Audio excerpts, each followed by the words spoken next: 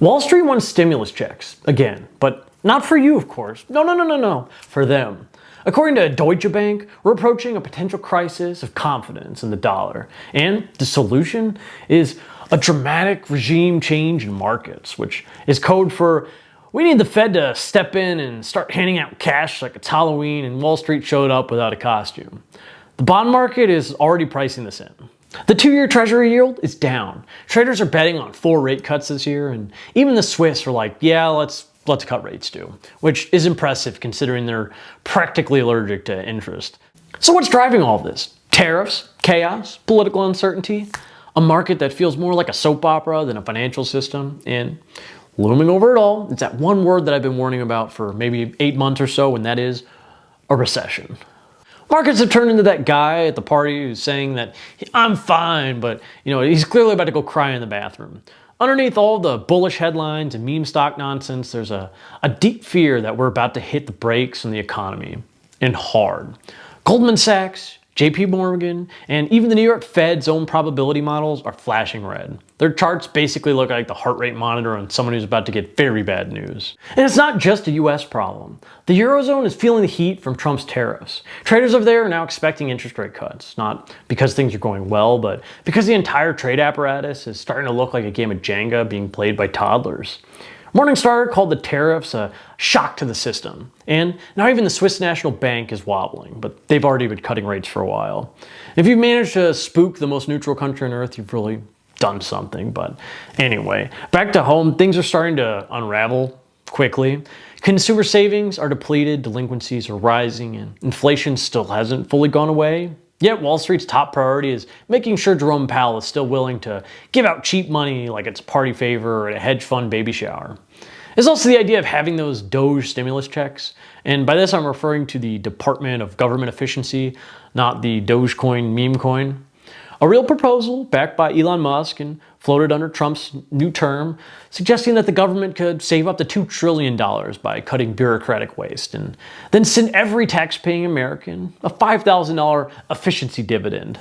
Although with people trying to get Musk to step down, I don't know how likely this is to come to fruition. I don't know if Trump's going to keep peddling it if Musk is gone, but The promise is simple: find federal savings, skip the part where we debate how to spend it, and just send checks to taxpayers. One CEO proposed distributing 20% of those savings, which is your $5,000 direct deposit, courtesy of cleaner spreadsheets and fewer PowerPoints and Excels at the Department of Agriculture. Now, to be fair, this would require Congress to actually do something, which means the odds of you receiving that check are just about the same as Jerome Powell showing up to work in a Hawaiian shirt and saying, let's just vibe this year. But the fact is that if it's even being discussed, that tells you something. We've reached the point where policy conversations are starting to sound like satire because regular monetary and fiscal tools have either failed or become politically impossible. The government isn't asking, should we intervene? They're asking, how absurd can the intervention get before people start to notice? Meanwhile, the real stimulus that Wall Street wants isn't coming from Doge or Congress.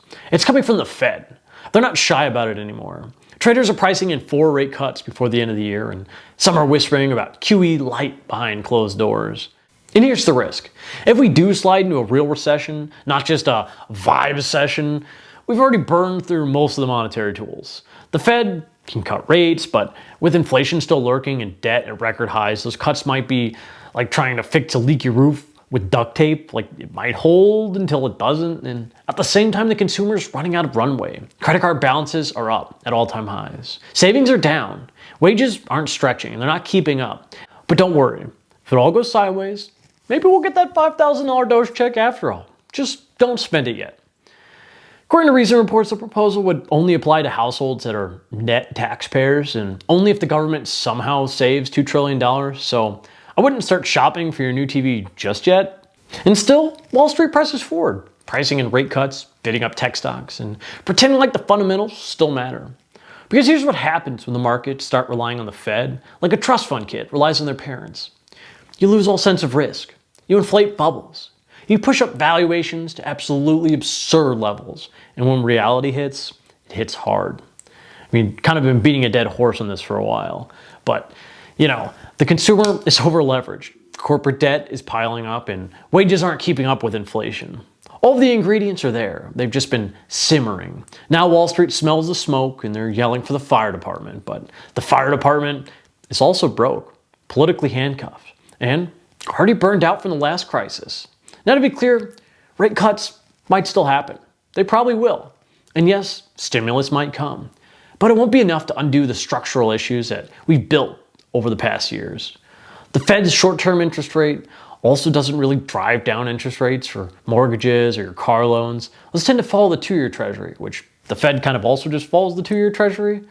So the market's just priced in. But what we're asking the Fed to do now is, it's not monetary policy, it's magic. Engineer a soft landing, cut rates aggressively, fight inflation, calm markets, keep the dollar stable, and do it all without spooking anyone. Yeah, good luck with that. And the worst part is that the Wall Street knows it. They're just hoping that if they say soft landing enough times, that they'll speak it into existence. But here's the truth. When people who make money from optimism start sounding nervous, it's time to start paying more attention. Because they're not calling for stimulus because they believe in growth. They're calling for it because they see the storm on the horizon. We're not there yet, but the clouds, they're getting darker. So, next time someone tells you that the economy is just fine, it's all vibe session, point them to the bond market or to Goldman Sachs recession charts, or the fact that Deutsche Bank is now using phrases like crisis of confidence and regime change, and then remind them that while Wall Street is asking for help, the rest of us should be preparing for what happens if that help doesn't come fast enough. Because this time, the bailout might not come with a check to your mailbox. It might come with a $5,000 Doge dividend from a Department of Government Efficiency, even though they haven't quite saved enough money for that yet, and Congress would have to vote on it, and they're busy playing politics. But anyway, I digress. Thank you so much for watching. If you enjoyed this video, please give it a like, subscribe, and leave a comment down below. Do you think that we're going to get these stimulus checks? Do you think we're going to get bailed out? Do you think we're going to have a recession, or do you think the economy is doing just fine? Thank you so much for watching, and I'll see you next time.